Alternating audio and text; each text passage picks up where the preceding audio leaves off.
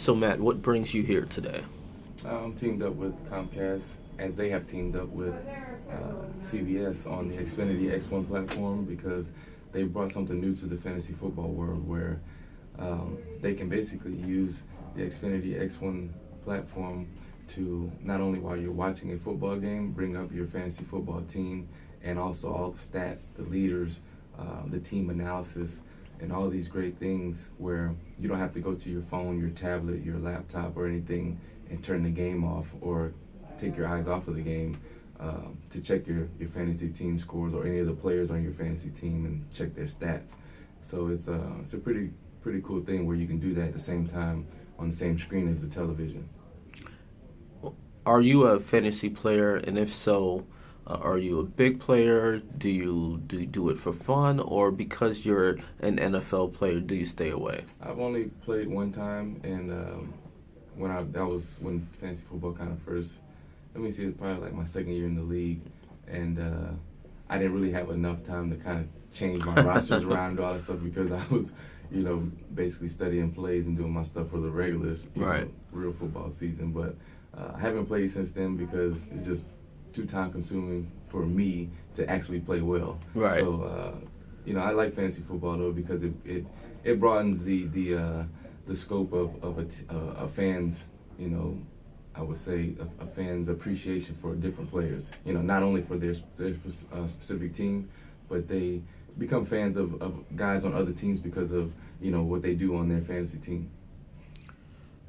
So, I was reading about some of the community service work that you've done in the past. Yeah. What motivates you to give back to the community in that way?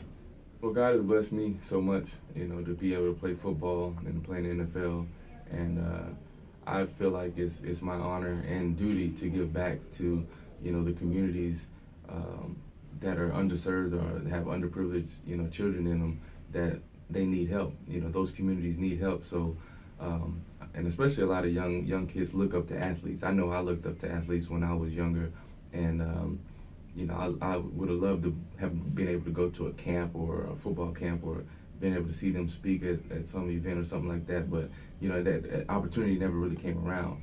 But so I like to go back into the neighborhoods that may be struggling or where there's a lot of young kids who are looking for a role model or something like that, and be able to do that and be a role model for them to show them, that they can, through education and also hard work and dedication, be able to continue to grow throughout life and be something that they never may have thought they could be. I know you have a busy schedule, but did you get to see the fruits of your labor when it comes to your community service work? Yeah, we do scholarships throughout my foundation, the What's Your Forte Foundation, and we like to, I call it that because a lot of kids are interested in sports, but not everyone. So some of them are interested in art, some of them want to be, criminal justice majors, so we try to let them find out, what their forte is or what their niche is, where, they can, through education, find their path or their road that way to be successful. And some of them, like me, are interested in sports but lack the talent. Yeah, sometimes that happens too. I have to be real with them. The percentage of them making it into the NBA or the NFL is not that high. Mm-hmm. It's not. It's not. It's not. It's not. There's not a lot of people who make it. There. So. Right. For them to have a backup plan is going to be important, and that should be their education and whatever they're interested in after that. Is that a hard conversation to have with a young person? It is, but I'm always transparent and 100% real with them about it, and I think they appreciate that fact that you are, because if you tell them, yeah, you can be anything you want to be, which is true, but you have to have different avenues or different roads where if something fails, not necessarily saying that you give up, but you find something that fits you, because everything is not going to be your purpose in life. My purpose wasn't being a school teacher.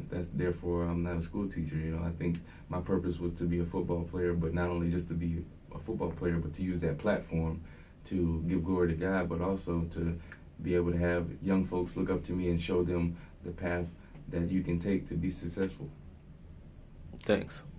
Thank you.